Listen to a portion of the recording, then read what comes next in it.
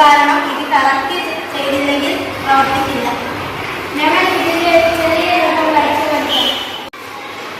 ഇതിലൊരു മുട്ട വീണമെങ്കിൽ 37.2 മുതൽ 37.8 ഡിഗ്രി വരെ സെൽഷ്യസ് ചൂട് ആവശ്യമാണ്. നമ്മൾ ഇതിന്റെ ഒരു ഏകദേശ മോഡലാണ് ഇപ്പോൾ വരയ്ക്കാൻ പോകുന്നത്.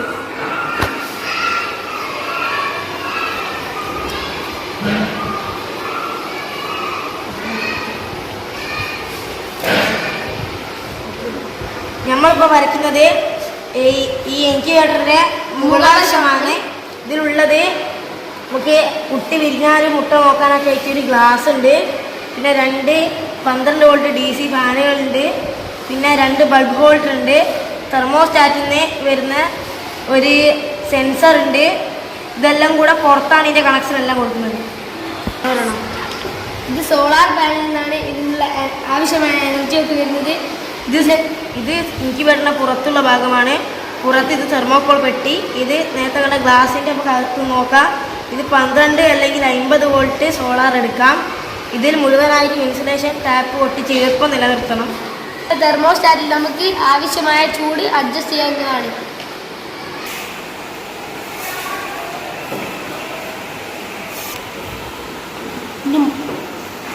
നമ്മുടെ ഇൻക്യുബേറ്ററിൻ്റെ പുറകുവശമാണ്. ഇതിലുള്ളത് ഒരു പവർ സപ്ലൈയും ഒരു ടൈം സെൻസറിങ് ബോർഡുമാണ്. ടൈം സെൻസറിങ് ബോർഡ് ഇതാണ്. ടൈം സെൻസറിങ് ബോർഡ് ഇതും പിന്നെ പവർ സപ്ലൈ ഇതുമാണ്. പവർ സപ്ലൈ ഇതിൽ 3-4 ഡോട്ടുകൾ ഉണ്ടാവും.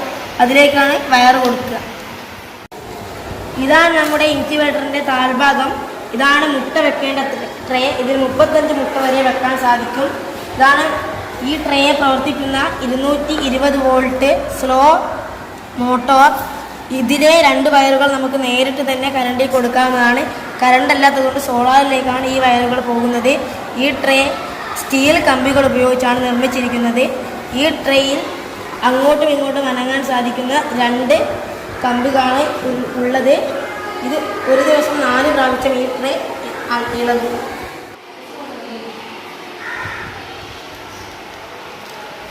ഇതിനകത്ത് 2 വെള്ളം നിറയ്ക്കുന്ന പാത്രങ്ങൾ ഉണ്ടാകും. ഇത് 1ാമത്തെ വശമാണ്, ഇത് 2ാമത്തെ വശമാണ്. 1ാമത്തെ വശത്തുള്ള പാത്രത്തിൽ നമ്മൾ മുട്ട വെക്കുമ്പോൾ തന്നെ വെള്ളം നിറയ്ക്കേണ്ടതാണ്. എന്നിട്ട് വെള്ളം കുറയുന്നതിനനുസരിച്ച് അതിനകത്ത് വെള്ളം കൊടുക്കുകയും ചെയ്യണം. 2ാമത്തെ പാത്രത്തിൽ 18ാമത്തെ ദിവസം മുതലാണ് നമ്മൾ അതിൽ വെള്ളം ഒഴിക്കുന്നത്. 2 പാത്രത്തിലും വെള്ളം കുറയുന്നത് കൃത്യമായി ശ്രദ്ധിക്കുകയും ചെയ്യേണ്ട ഒരു കാര്യമാണ്. ഇത് ഇതിൻ്റെ എല്ലാ പ്രവർത്തനങ്ങളെയും കുറിച്ചാണ് ഞാൻ പറയുന്നത്. ഇതാണ് ഈ ഇൻക്യുബേറ്ററിൻ്റെ പുറംവശം. ഈ സോളാർ പാനലിൽ നിന്നാണ് ഇതിന് ആവശ്യമായ ഊർജം ലഭിക്കുന്നത്. ഇവിടെ ഒരു കാണാൻ പറ്റുന്ന ഒരു ഗ്ലാസും ഒരു തെർമോസ്റ്റാറ്റുമാണുള്ളത്. തെർമോസ്റ്റാറ്റാണ് ഇതിൻ്റെ ബൾബിൻ്റെ ചൂടും മറ്റും നിയന്ത്രിക്കുന്നത്. ഇതിൻ്റെ പുറംവശത്ത് ഒരു പവർ സപ്ലൈ ആണ് ഉള്ളത്. പവർ സപ്ലൈയിൽ നിന്നാണ് ഈ മോട്ടോറിന് ആവശ്യമായ എല്ലാ വൈദ്യുതിയും ലഭിക്കുന്നത്. ഈ പവർ സപ്ലൈ സോളാറുമായി ബന്ധിപ്പിച്ചിരിക്കും. പുറംവശത്തുള്ള ഈ ടൈം സെൻസറിങ് ബോർഡിൽ നിന്നാണ് ഒരു ദിവസം 4 പ്രാവശ്യം കറങ്ങാൻ വേണ്ടി നാം മോട്ടോർ സെറ്റ് ചെയ്ത് വെക്കേണ്ടത്. ഇതാണ് ഇൻക്യുബേറ്ററിൻ്റെ മുകൾ വശം. ഇതാണ് ഫാന്. ഇവിടെ 2 ഫാനുകൾ ഉണ്ടാകും. 2 ഫാനുകൾ ഉപയോഗിക്കുന്നത് ബൾബിൻ്റെ ചൂട് എല്ലായിടത്തേക്കും ഒരുപോലെ ലഭിക്കാൻ വേണ്ടിയാണ്. ഇത് 12 വോൾട്ട് DC ഫാനുകളാണ്. 2 ബൾബ് ഹോൾഡറുകളും ഇവിടെ കാണാം. ഈ 2 ഹോൾഡറുകളിലും 100 അല്ലെങ്കിൽ 60 വോൾട്ടിൻ്റെ 2 ബൾബുകൾ ഇടേണ്ടതാണ്. ഇതാണ് തെർമോസ്റ്റാറ്റിൽ നിന്ന് വരുന്ന സെൻസർ. ഈ സെൻസർ താഴേക്ക് പോകും. ഇതാണ് മുട്ട വെക്കേണ്ട ട്രേ. ഇതിൽ മുട്ടകൾ വെച്ച ശേഷം അടച്ചു വെച്ചാൽ ഒരു ദിവസം 4 പ്രാവശ്യം ഇത് തിരിയുന്നതാണ്. ഇതിൽ മുട്ട ജസ്റ്റ് വെച്ച് കൊടുത്താൽ മാത്രം മതി. ഇതിലെ നേരത്തെ കാണിച്ച ബോർഡുമായി ബന്ധിപ്പിച്ചിരിക്കണം. ഈ മോട്ടോർ ഇതിനെ അങ്ങോട്ടും ഇങ്ങോട്ടും പതുക്കി ഒന്ന് നീക്കിക്കൊള്ളും. ഇതാണ് ഉൾവശത്ത് വെള്ളം വെക്കുന്ന 2 പാത്രങ്ങൾ.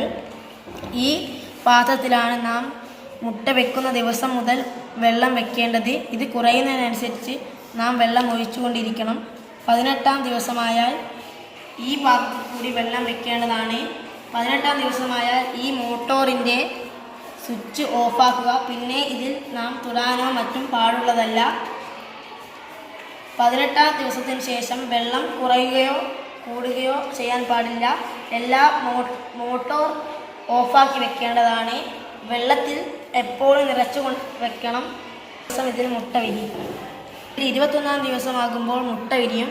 21ാം ദിവസം മുട്ട കൊത്തിയിട്ട് മുട്ട വിരിഞ്ഞില്ലെങ്കിൽ അത് കൈകൊണ്ട് പൊട്ടിക്കാൻ പാടുള്ളതല്ല. 22ാം ദിവസവും വിരിഞ്ഞില്ലെങ്കിൽ മാത്രമേ മുട്ട പൊട്ടിക്കാൻ പാടുള്ളൂ. മുട്ട പൊട്ടിക്കുമ്പോൾ പതുക്കെ ആ തോട് മാത്രമേ കുറച്ചാക്കി പൊട്ടിക്കാൻ പാടുള്ളൂ. മുഴുവനായിട്ടും പൊട്ടിക്കാൻ പാടില്ല. ഇത് ഒരു മുട്ട വിരിഞ്ഞ കുട്ടി പുറത്തു കഴിഞ്ഞാൽ 3 ദിവസം ഇൻക്യുബേറ്ററിൽ തന്നെയോ അല്ലെങ്കിൽ ബൾബ് വെച്ച ഒരു പെട്ടിയിലോ വെക്കേണ്ടതാണ്. കുട്ടിക്ക് 32 മണിക്കൂർ ഭക്ഷണത്തിൻ്റെയോ വെള്ളത്തിൻ്റെയോ ആവശ്യമില്ല. 32 മണിക്കൂർ കഴിഞ്ഞിട്ടും വെള്ളം മാത്രമേ കൊടുക്കാൻ പാടുള്ളൂ. വെള്ളം കൊടുത്തതിന് ശേഷം 1 മണിക്കൂർ കഴിഞ്ഞ ശേഷമേ റീസ്റ്റാർട്ടർ തീറ്റ കൊടുക്കാൻ പാടുള്ളൂ.